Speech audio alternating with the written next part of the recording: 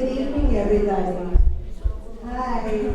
On behalf of the Brookline Can Education Committee, we extend to you all a warm welcome. Thank you for coming to our talk tonight with Dr. Jim Greenblatt.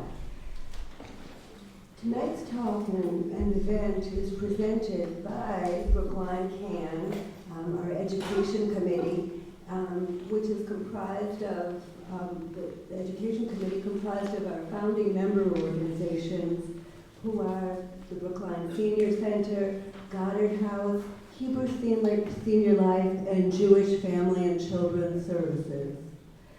And we welcome you also to get involved and to consider joining Brookline Can. It's an amazing organization. I'm a member. Many of you I know in this room are members. But the organization is a network comprised of individuals, of organizations to promote aging well in Brookline, to promote Brookline being a pro-aging and age-friendly community that acknowledges the strengths, the interests, and the vulnerabilities that we have, all of us, as we grow older. So we do have a sign-up sheet out front, and welcome you to join that. And just to note, for those of you who may not know, due to the efforts of many of the folks in this room, Brookline is New England's first World Health Organization age-friendly city. So join us as we promote what that brought about that and promote healthy aging in Brookline. I'd like to introduce now my colleague, Laura Baber, from Hebrew Senior Life Center Communities of Brookline, who will introduce tonight's speaker. So thank you.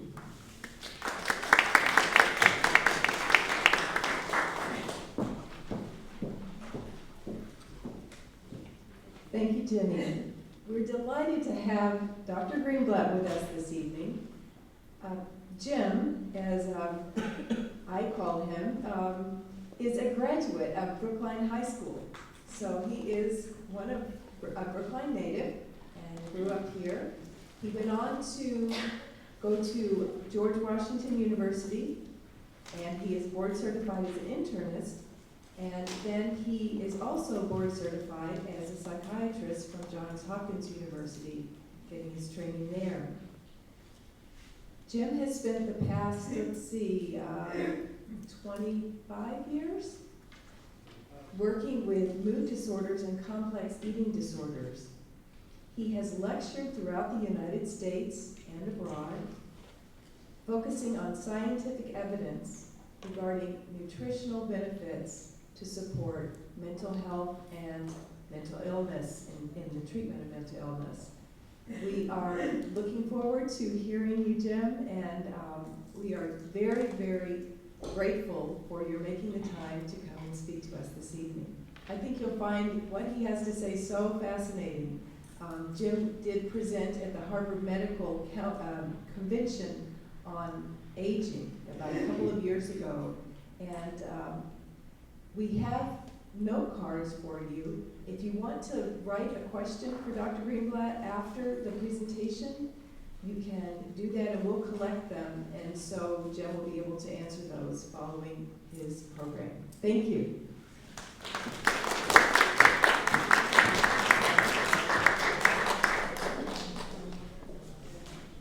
It's very good to be here. And hopefully this will be interactive. I'll be trying to speak for a little less than an hour and have plenty of time for questions. But first, I'll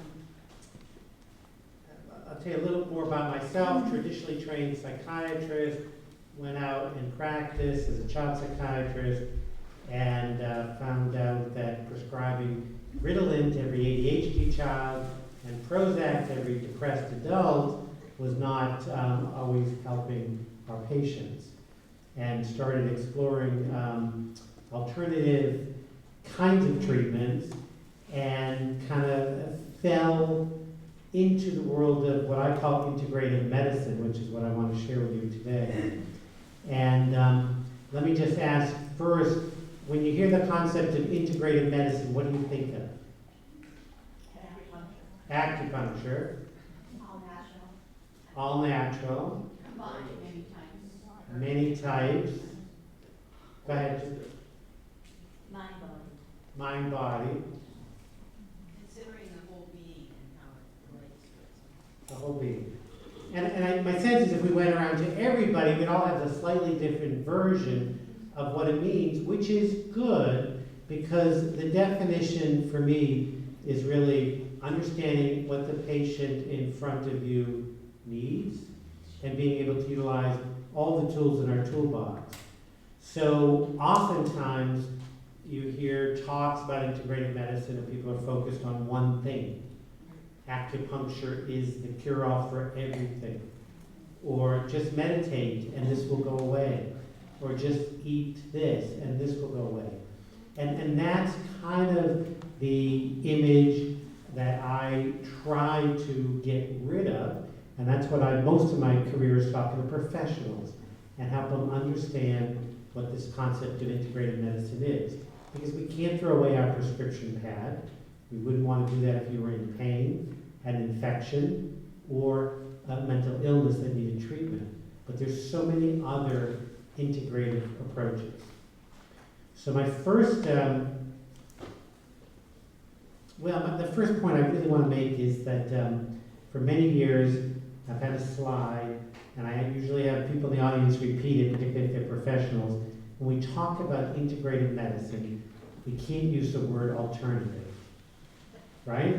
Because it's not an alternative. It has to be part of our treatment. And what I'm going to focus on today is one little aspect of integrative medicine, and that's going to be nutrition, and how nutrition affects the brain, and then particularly as we age, it's harder to utilize the nutrition from our food for healthy brain function. So promise me, we're going to try to get rid of the word alternative. When we talk about nutrition or any of these other therapies, they are integrated because we can use them with all the tools in our toolbox as physicians. So this might be a nice way of describing the confusion we've been part of. So in the old days, eat this root, and then we got religion. So the root is heathen, say this prayer, and the prayer is superstition, drink this potion, and now that's snake oil, take this pill.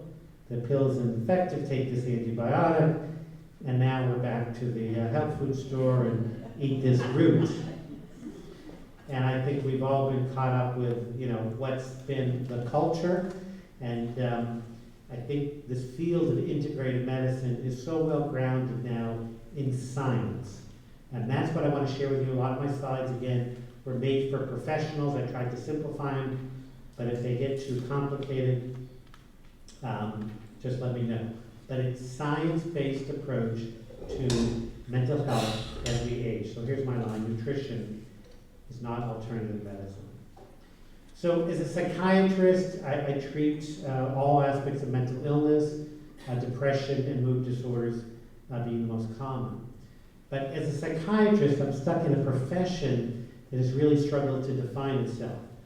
And if you go to a mental health expert or a psychiatrist, it is very different. Why is it different than our medical colleagues? Because if you go to your doctor with a cough, we're going to take all these laboratory tests to find out what's going on, right? So if you're coughing, it could be a viral infection, a pneumonia, it could be lung cancer, it could be any number of things. But we're going to take a stethoscope, we're going to take a history, we're going to listen to you, we're going to do all these tests, and we're going to come back with some objective data to know what to treat. What is causing that cough? If you go to that mental health professional, or I can make fun of psychiatrists since I'm a psychiatrist, what do we do? What objective tests do we have to differentiate? And I'm going to use an example of, let's say, 20, those to 10, it's simpler. 10 70-year-old males walk into my office with the symptoms of being sad and depressed and not having energy.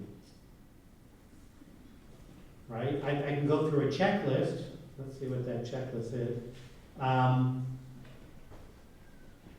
And our psychiatric treatment says, oh, you're sad, you're not sleeping well, you're not eating, you must have depression. So we have no objective data. And the world that I travel in, those 10 individuals that are sad, not sleeping, not eating, there could be 10 different reasons. And that's what I will share with you tonight, is some of the things that our physicians and our colleagues need to look for. Because if we don't understand what is going on, we can't treat it. Okay? Again, our medical colleagues, we measure something and we have a treatment that is actually based on that measurement. If we see pneumonia in your left lower lobe, we're going to give you an antibiotic. If we say you're sad, depression is not a Prozac deficiency. Okay? Not everyone who's depressed needs a medicine. So the concern with mood disorders is growing, and certainly as we age, increased risk of both mood disorders, which is depression, and it's increased risk for dementia if you have a depression, and suicide. And one of the most striking facts that most people don't appreciate is that depression will be the leading cause of disability worldwide. Okay, the leading cause of disability. Okay, it's been number 2 for years, and in the next couple of years it'll surpass cardiac disease as number 1. 350 million individuals. So in my world, most psychiatrists put our patients on this polypharmacy highway. You're familiar? You try medicine 1 or medicine 2, and it's not been as effective as we would like. And this is research over the past 10 or 15 years. The medications, 1, we have 40% relapse within 15 weeks. We have 20%. 1/5 of those commit suicide are chronically incapacitated by their depression. And then the most striking fact that has come out over the years is that 66%, 2/3, have residual symptoms. Now, if you had pneumonia, your physician wouldn't tolerate residual symptoms, right? If you only treated half the lobe of the lung. But for some reason, for our depressed patients or our anxious patients, if they're a little better, we say that's good enough. At least that's with the drug companies, and that's the research. And part of what I'll share with you, if we look for some of the underlying causes, we can use words like remission, and symptoms can go away. So medications have a role, and that's my world of integrative psychiatry. What I want to share with you today is how nutrition affects brain function and anxiety, mood disorders as we age. Now, in the 30s and 50s, nutrition was part of what the doctor spoke about to all his patients, because most psychological symptoms were related to nutritional deficiencies. And the major ones, scurvy and rickets, were severe nutritional deficiencies. But we got smart. In some ways, we started putting these nutrients in our food supply. We enriched our bread and our cereals. And so we stopped having these profound deficiencies, diseases. But many of us believe we have what's called these subclinical nutritional deficiencies that affect mental health. So September 22nd in our Boston Globe, which was a few weeks ago, okay, they spoke about an article that was written this year in the Annals of Emergency Medicine, and in a striking statistic, more than half of the ER visits for patients over 65 were malnourished. Okay, just say that to yourself for a minute. How many people are surprised by that? I mean, I was, but it kind of puts what I do on the map, right? Once it gets in the Boston Globe, it's okay. It's medicine. So think about it for a minute. They were going to the emergency room for medical complaint, and in this study they found more than half had signs of malnutrition. And I can share with you the vast majority of the geriatric patients, elderly patients I'm seeing have signs of malnutrition. So our first big disorder of malnutrition that we knew about was scurvy. How many people heard that term, right? And scurvy was fascinating, and what I want to share with you today is when it was written about, the quote from Richard Walter, who had a diary at the time: for scarcely two persons of the same complaints, and where there is found some conformity in symptoms, the order of their appearance has been totally different. So a large number of individuals were deficient in vitamin C, and individual number one might have lost touch with reality. Individual number two might have had stomach complaints. Individual number three might have had neurological complaints. And that's the theme of nutritional medicine.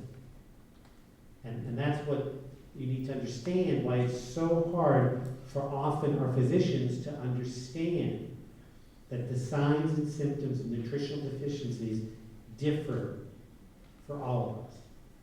And I use this scurvy example because 400 years ago we understood that, but we tend to forget it now. We'll talk about some of these for the day, but a nutritional deficiency, not everyone who's deficient in iron might have fatigue. Somebody who's deficient in iron might just have memory problems, but have complete energy. So the doctor's not going to think to look at iron. Make sense? Really most important thing I can share with you. Biochemical individuality. So this is what I want to share with you. Some of these nutrients that affect brain function. These are relatively simple to test for, and in my world should be looked at in every elderly patient that we treat, particularly struggling with fatigue, depression, or anxiety. Okay, so vitamin D, I just have one slide, but how many people had their vitamin D levels checked? Well, that's great, because 20 years ago, nobody checked the vitamin D level. And no one's going to check the rest of the things I'm going to talk about, but thank God vitamin D went from the alternative medicine world to now, because of the research is so significant, into a routine blood test that all of our physicians are looking at, because it has such profound implications for so many health problems, cancer and mood disorders. But here's a study looking at elderly patients with low levels of vitamin D had a 122% increased risk for dementia and Alzheimer's. Think of that for a minute. 122%. And the conclusion of this study, which was published in an academic journal, the Journal of Neurology, that vitamin D sufficiently is associated substantially with the increased risk of dementia and Alzheimer's. Okay, so how could we not be looking at someone's vitamin D level and providing adequate supplementation? You're going to get sick of me talking about biochemical individuality. I started with scurvy. I'll tell you about vitamin D. Two people go out in the sun.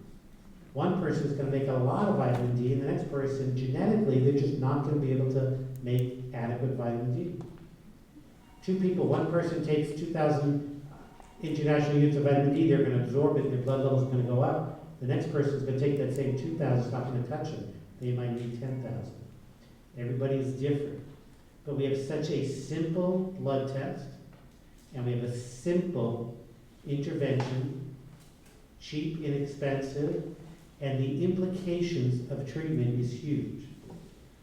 Now, for a lot of the nutritional research, get a lot of bad press. There was a recent fish oil study, and they gave fish oil to patients with Alzheimer's, and they said it did not help. Well, it's unlikely that it would help someone with advanced Alzheimer's. But we have many, many studies, and we'll talk about a few of them, that if it's given early, it does prevent Alzheimer's and cognitive decline. So here's a vitamin D, simple blood test. Low levels can be treated aggressively, and levels can be tested again. Published in an academic journal. This one came out a few months ago. Simple? And do we all believe that there's still primary care doctors who do not test everyone? Usually you have to ask. And there are many patients who, and particularly dark-skinned African Americans and other dark-skinned ethnic groups, don't typically have lower levels. They don't absorb it well from the sun. I guess we could spend the whole hour on vitamin D, but I need to move on. But it's just so simple, it has to be part of how we treat our patients.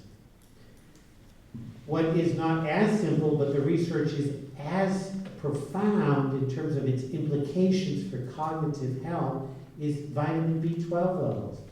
How many people know about checking vitamin B12? Okay, great, we have an enlightened group. Well, vitamin B12 has very, very profound implications for brain health. We get vitamin B12 from dietary sources, which is meat and animal products. And for those with healthy GI tracts, we'll talk about it later, sometimes there are actually bacteria in our gut that can make B12 for us. But just like our friends with scurvy, symptoms of B12 deficiency can be anything. One of the most dramatic things I see in my practice. I have someone with a B12 deficiency and their symptoms are fatigue. That's the most common. I have someone else, the only symptom is memory loss, early onset cognitive decline. And we have other patients that are hearing voices and more significant psychiatric implications. And then physical, numbness and tingling, often symptoms that look like MS are early signs of B12 deficiency. So any physical or mental symptom could look like B12. So how are you going to know if you're B12 deficient? Get tested, thank you. So that's our theme. You need to get tested, and for many of these, retested. So we have at least 10 or 15% of those over 60 that are B12 deficient. And then we have a much higher percentage of individuals with something called gastritis, which is just inflammation of the GI tract, stomach, and that inflammation, that process gets in the way of absorbing B12. B12 is directly related to not only memory, but we've done research and looked at the size of the brain, and older individuals with B12 deficiencies had decreased brain volume. Those with the deficiency had the smallest brains, had the lowest scores on memory and reasoning. How simple can it be to check a B12 level when someone is 60, not waiting until we have memory and cognitive issues? A lot of the insurance companies won't test unless there's a particular, won't cover unless there's a particular reason why they're getting. A good question for B12. If one wrote, anemia or fatigue, oftentimes there are tests that demonstrate a need for that. But let's save that for the discussion, because a lot of the work that I do, which is simple, cost-effective, and could prevent lots of illness, the rest of the medical world would rather spend $10,000 on a medication than the B12 might cost $3. So we are stuck in a world that doesn't appreciate some of the things we'll share. Everything I'm talking to you about today is probably worked through our traditional system. So here was a study, the Chicago Health and Aging Project, 3,500 individuals, biracial study over 65. And here, the higher intakes of B12 and B6 associated with decreased likelihood of depression. So now we have a preventative model that followed for 12 years. If levels of B6 and B12 were higher, lower levels of depression. So mental health, our mental health community, we don't think of prevention, right? We think of treatment and crisis, but with nutrition and some of the integrated medicine tools, we have a model for prevention, particularly for some of the debilitating cognitive decline issues we struggle with. So don't throw anything at me, but here's one of the major concerns about B12 deficiency is our obsession with antacids, right? Most of our drugstores are filled with aisles of antacids. Most of our kids, they're now putting infants on antacids, and certainly a large percentage of our geriatric patients are on antacids. They stop acid production in the stomach, which stops absorption of B12. It's pretty dramatic. Here was omeprazole, and decreased to almost no absorption of B12. Here is just an important point, what I want to share with you. If you're not deficient in B12, some of our health food fanatics think taking, extra million doses, mega doses of a vitamin is going to help prevent something, but that's not the answer, and that's not integrative medicine. So here, this looked at a subset. They looked at B12 levels, and there was a subset of those that had low levels and cognitive impairment. And guess what? Increased the B12 and improvement of reversible cognitive impairment. But if you have normal or high B12 levels, getting a B12 shot is not going to make you, improve in that way. So testing and not higher dosages. And this is one of my bigger concerns, not necessarily for the audience here tonight, but for our physician colleagues. But it's important to understand that the reference range for B12 on the blood test are completely wrong for the treatment of cognitive issues and depression.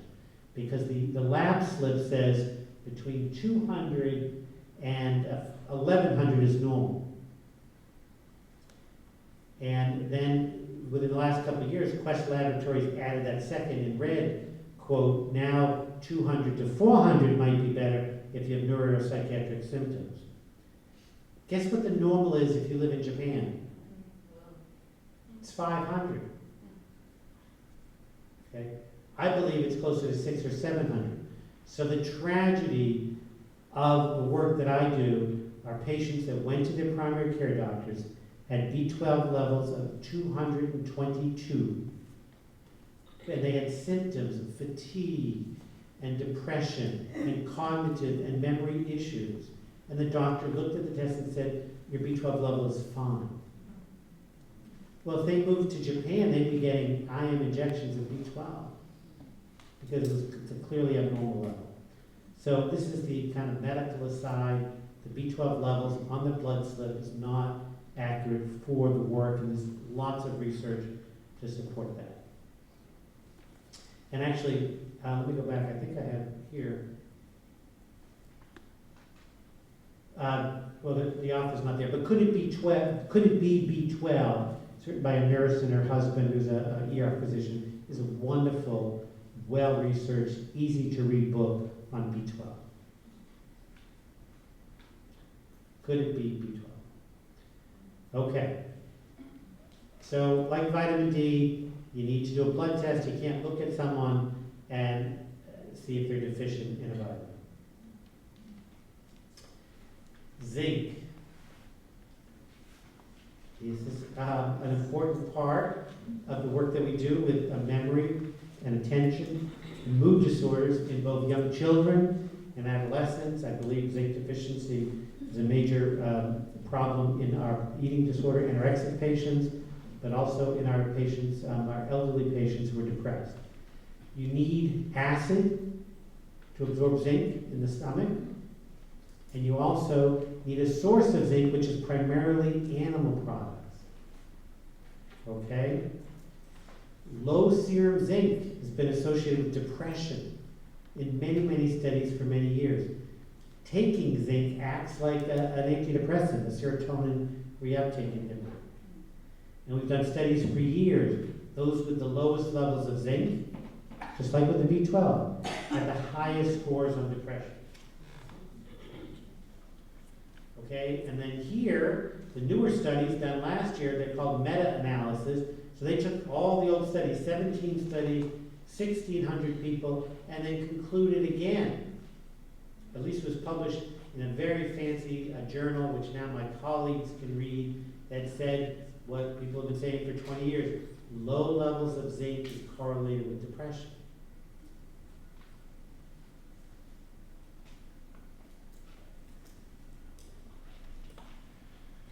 And why is this so important for our work with the elderly? It's because one of the first symptoms of zinc deficiency is loss of taste. Okay? Our taste buds are zinc-dependent enzymes called gustin. So if you're zinc deficient, you lose your taste, particularly your taste for meat and animal products. But food just doesn't taste that good.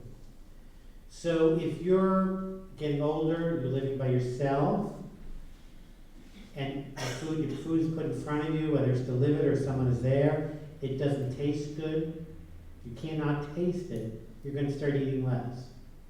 And so it's very common in our elderly with zinc deficiency, we begin to get this decreased appetite, the depression, and then it's just a kind of a circular pattern that reinforces itself. How many people have seen individuals, elderly individuals that just don't have the taste for food? Often it's zinc deficiency, because as you give them zinc, they start tasting food. Now, if they were 14 or 16 with anorexia, they don't taste food, but they start making all these weird combinations of Tabasco with mustard and extra salt and pepper, so they taste something. As we get older, we tend just to not eat, and then we become further malnourished, and then we go back to our emergency room visit study. Most of our elderly are presenting with malnutrition. So zinc affects taste and smell. But more importantly, zinc creates all the enzymes in our body to digest food. So not only do you lose your sense of taste, you can't digest your food. You certainly can't digest chicken, steak, or protein, because zinc is needed to make acids, and zinc is also needed to make all the other digestive enzymes. So food doesn't feel good it doesn't taste good, and if your friend, neighbor, colleague is encouraging or making you eat, when you eat, guess what? It doesn't feel good in your stomach because you don't digest it if you're zinc deficiency. So adding zinc is an incredible tool for those that as we get old, lose zinc, and just some other little tidbits. Sleep's such a common problem in the elderly. You need zinc to make melatonin. Okay? We talked about zinc in digestion. I'm just going to go around the wheel here. As we get low zinc, we have less of a healthy stress response. We talked about taste and appetite, and then we're going to talk a little bit about mood and cognitive function. So here was a study of 60 patients. We gave them 25 milligrams of zinc, which is what you'd get at any health food store or CVS, and significantly reduced depression scores. And here's my, let me finish my zinc, then we'll take questions. Here's one of my favorite stories on zinc deficiency, but this is not a person. This was a gentleman who was trying to sell his orange grove in Florida. True story. So he had many acres of an orange grove that weren't producing any fruit. There was just no oranges. So he tried to sell the land.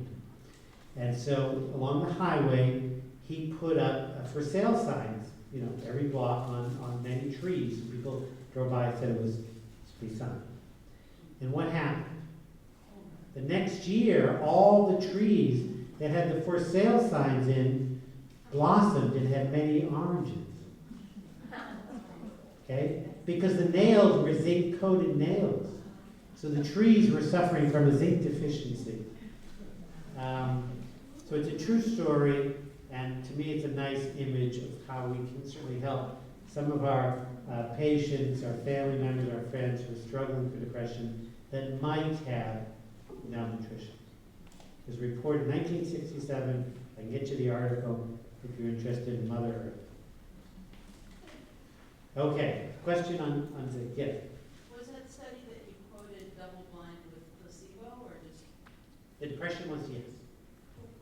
Yeah, and if you want studies, just email me everything we're talking about. We have double-blind placebo-controlled trials in this list, absolutely.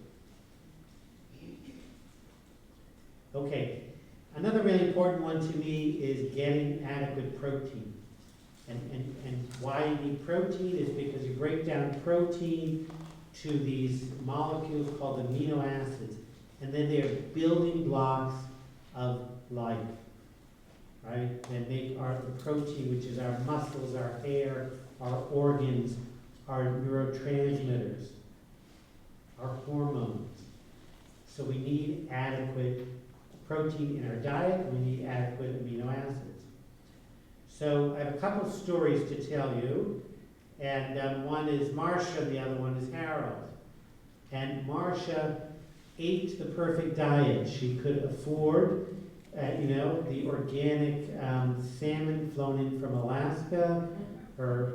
This is supposed to be brown rice and avocados, all organic. She was very health conscious and ate for many years like this. And she presented to me in her 60s depressed, very depressed. The gentleman at the bottom was a little older when he came into my office. Also, he was worried about getting dementia. There was a family history. He ate fish every single day. Okay? Both ate this perfect diet, and we did a blood test, and they had low levels of all the essential amino acids. So they were eating the perfect diet, but they weren't absorbing any of it.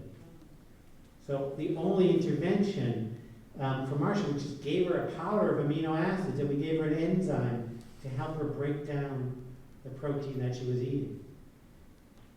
And both these individuals felt better very quickly.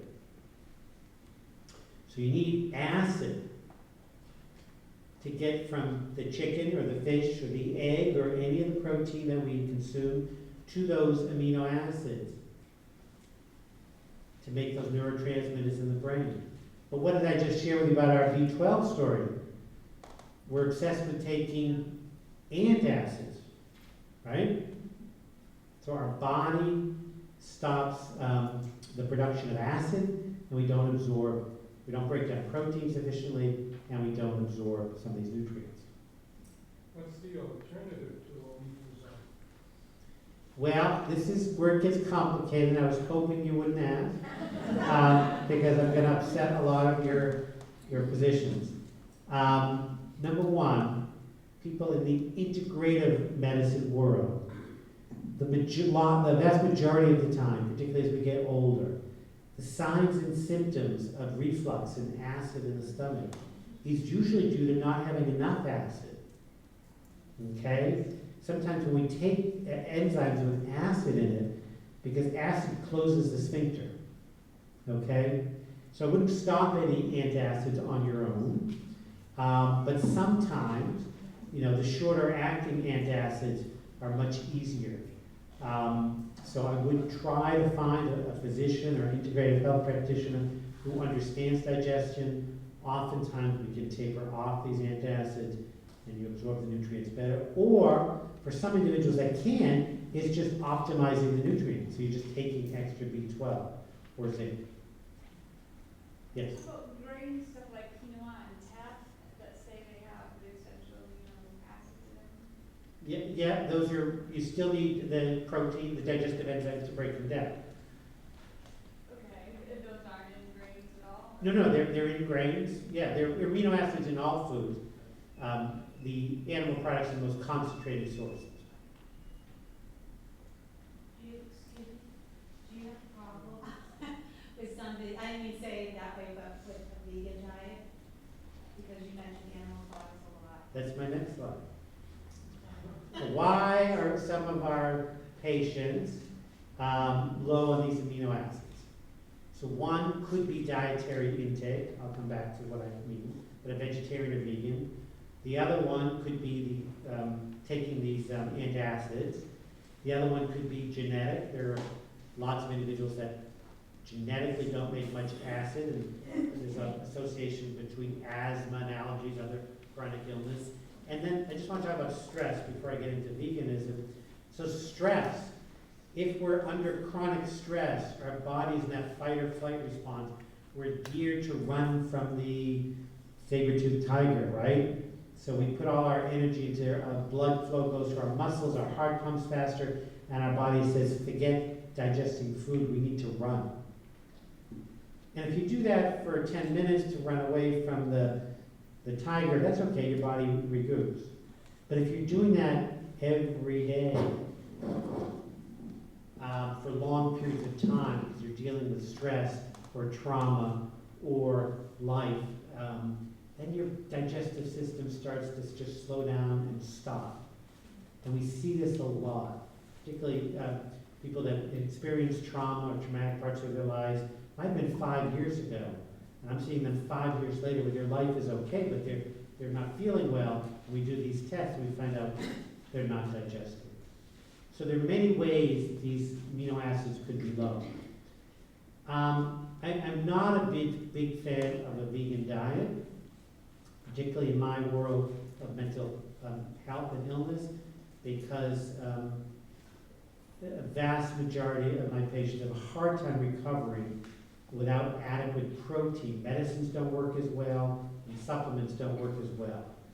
I'm completely fine with a vegetarian diet because I believe you can get adequate protein, amino acids, trace minerals, and all the other nutrients from a vegetarian diet. In the world that I live in mostly, which is adolescent eating disorders, a vegan diet is white pasta and Diet Coke, and maybe a potato chip. And that is a recipe, and I feel really strongly about this. It is a recipe to an eating disorder or a mental health problem if it goes on for a long time and you're genetically prone, meaning family history of depression and things like that. So I'm very against veganism in an adolescent, okay? A vegetarian home is different than a lot of our kids that are going on a vegan diet and they're not getting beans or any other nutrients. For an adult, we have research to say a vegetarian diet is healthier than a meat-eating diet. There's some research that might not support that. So I think the biggest concern, I'm going to go back to our scurvy studies, everybody's different. I see a lot of health food fanatics come to my office because they think I'm the vitamin doctor, and they've been on a vegetarian diet, and we put them on protein and meat, and they do better. Because some individuals need high protein. Other individuals are going to live to 100 eating a vegetarian or vegan diet. So it really is individual. But if you're struggling with depression or mood disorder, my experience is a vegan diet is usually not enough protein. Not for everyone, but for many. Go ahead. I'm going to ask about, medically I'm not supposed to eat meat, but I had a esophageectomy and I can't digest it fast enough. So what should I supplement it with? Is protein powders and like juices okay to like supplement? Yeah, I'm not recommending anybody eat steak or any meat. So we can get adequate amino acids and protein from eggs and from fish, and certainly from protein powders made of pea protein or whey protein. There's many other sources of protein amino acids. So we talked about essential fatty acids already. You've heard about omega-3, and fish is good for the brain. But I do need to kind of share with you our little concern about the obsession, I guess, that started when I was a kid, right? Diet soda came out and everything was no fat, low fat, sugar free, and you name it, they have skinny, light, what else? We got it all. And tell me, how much of this has this done for our obesity epidemic for the past 40 years? Okay, it certainly has not helped, and many of us believe it has kind of fueled it. But in the work that I do, I believe this no-fat, skinny, whatever it's called, has had profound implications for mental health problems as well. And let's see, low-fat diets don't work. I eat fish every day and my butt still drags on the ground. The brain is 60% fat. The dry weight of the brain is 60% fat. Okay, and half of that, 30% of the fat, is stuff that we can't make, we need to obtain from our diet. If you know, any evolutionary biologist, most people believe that the human brain got to where it is because we got near the oceans and started eating fish, and that helped develop the brain because we got that adequate fat. So fat is really critical, and I am a real, not a proponent of statin use when it takes cholesterol down to very, very low levels, abnormally low levels, because there's now an FDA warning. Low cholesterol causes cognitive impairment. Okay, go to the FDA website. So, you know, taking a statin might lower your cholesterol, but many doctors are saying lower, lower, lower the better. And we're seeing patients with memory problems and depression as the cholesterol gets very, very low.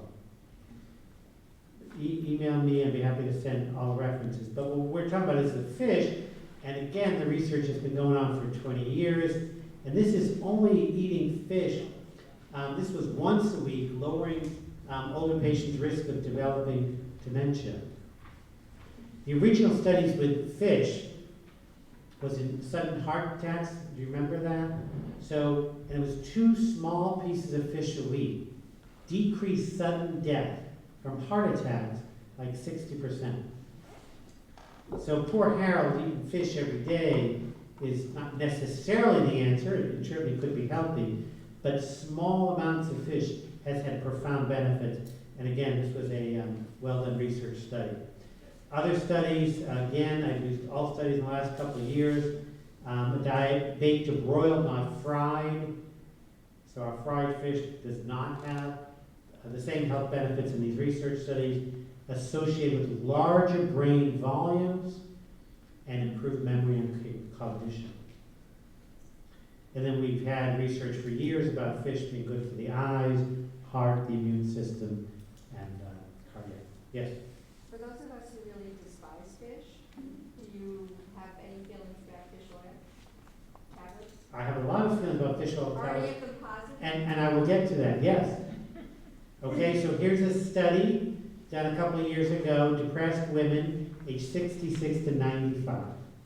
46 double-blind placebo-controlled trial, 8 weeks on fish oils, and lower geriatric depression scores in those who took the fish oil supplement.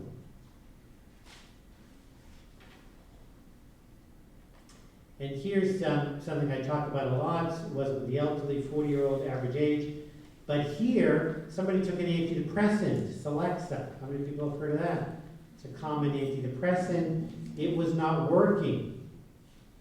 So we added the fish oil, 2 grams, 2.2 grams, to those patients, and then higher proportion of those achieved full remission in those that took the fish oil.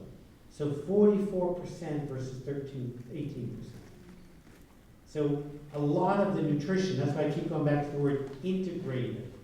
A lot of the nutrition work we can use with some of our other tools like medication. So one of the few studies adding fish oil. Is that we have an expression, it takes 12 weeks to change your oil. Okay? Because all the cells in the brain and all throughout the body are kind of enveloped in these fatty membranes. And this is one study that looked at membranes in the brain. It took 10 weeks for the healthy fats to get incorporated.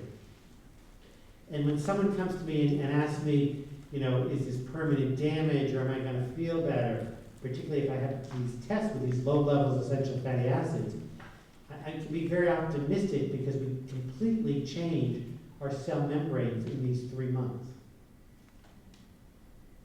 Okay? And here's the question, what do we do, right? You read a magazine, you talk to a neighbor, you've got a friend, a therapist, everyone is telling you something else. I certainly do believe for anybody who doesn't eat fish or like fish, that fish oil supplements are fine. I wouldn't take anything fancy, meaning things that say high EPA or high DHA I would take a balanced fish oil, which has EPA and DHA, and you want to get it from a good brand, meaning they say that they've looked and there's no heavy metals and mercury. But no, fish oil is an incredibly wonderful alternative to eating fish. I've been testing individuals for 20 plus years. Most individuals that do eat fish regularly probably don't need to take fish oil, but those that don't would likely benefit from it. You're talking about krill oil too, I mean, on the radio you can go crazy between the krill battle and the fish oil battle. Right, and because who has the most money to market on the commercial at the right time of day that you're watching, it's hard not to take that pill, right? It sounds so good. And, the reality is, I don't think we have any research that this one is better than that one. And certainly many are very expensive, yes. Did you say that there are tests for omega-3 and amino acids?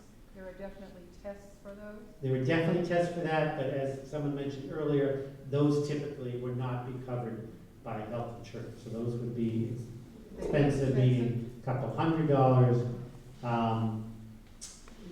Both of those, if you have Blue Cross, there's a company that it's like $165.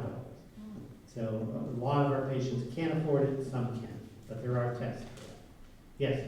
Why have recent findings dismissed the use of multivitamins and fish oil? That's a good question, and I will, let me answer that now, and then maybe we should hold questions until I finish them.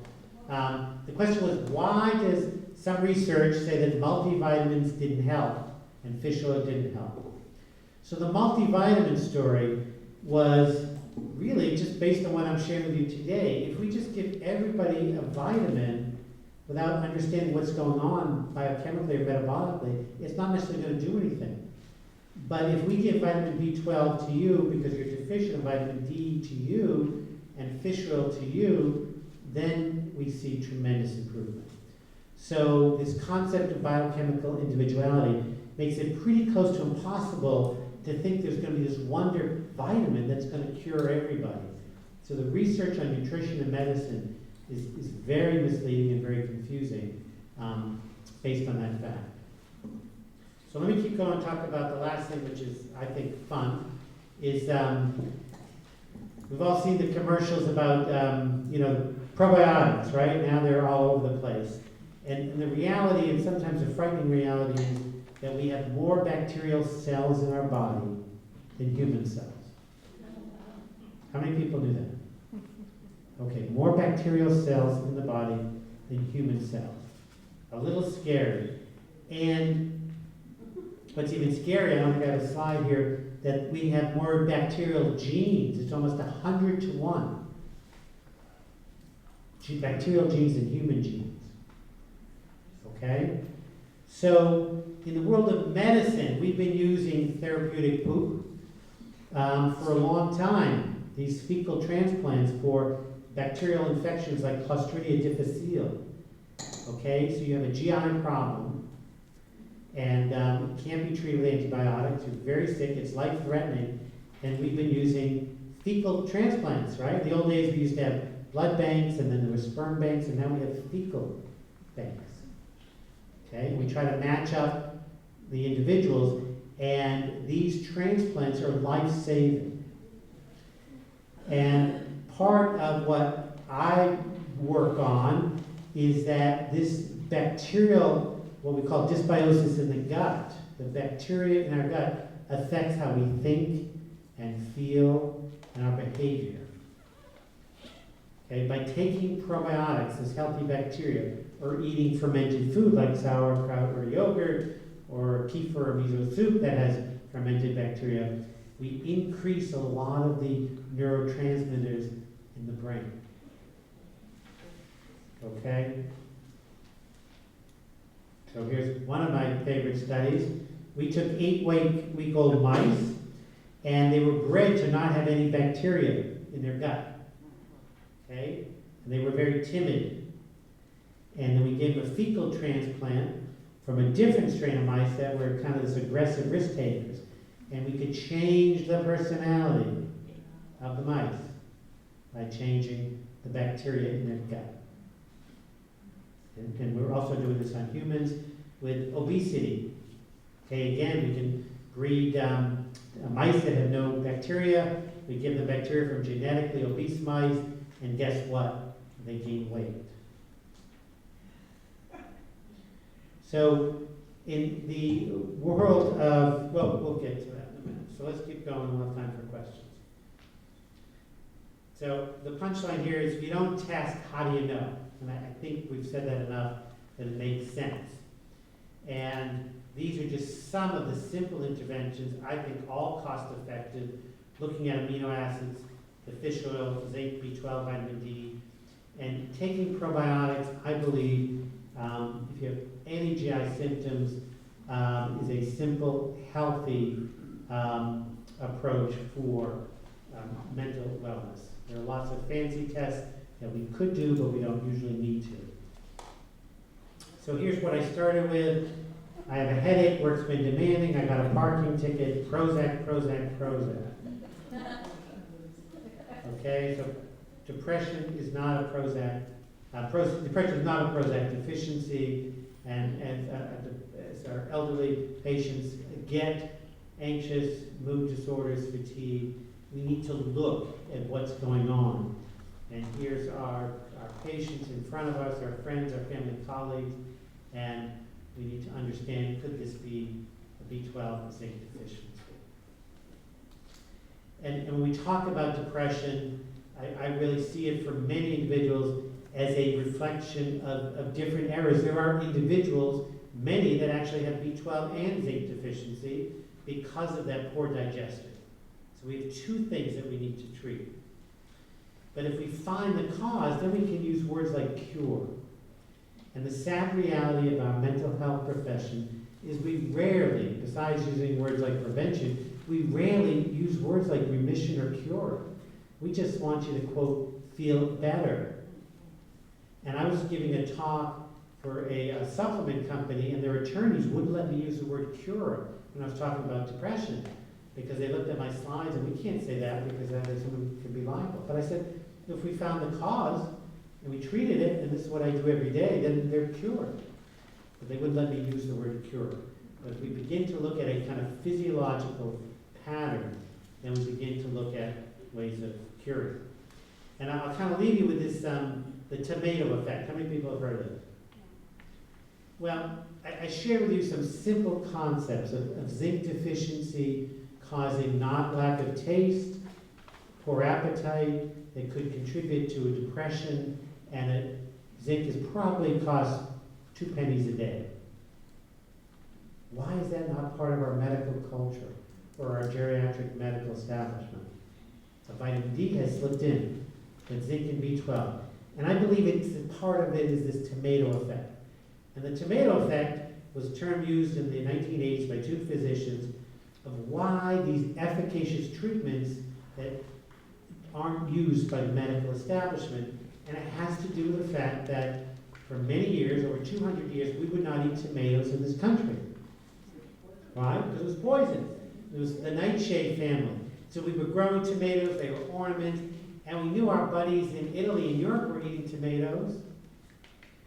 Okay? But it was only in 1820 where someone, it was Salem, New Hampshire, they stood up and ate a basket of tomatoes and didn't get sick. So for 200 years, we wouldn't eat tomatoes because that was the culture. So that's the tomato effect. And then I found out recently that that somebody was arrested, I believe shot, because they thought it was an assassination attempt by serving George Washington tomatoes, because they thought he would die. Okay, so simple approach is sometimes it's hard for our medical establishment to kind of accept these changes. And I'm glad vitamin D is slowly sipped into the culture, and we're just working to get some of these other things in, like B12 and slowing down on the antacids. So that's where I'll leave it, and we have some time for questions.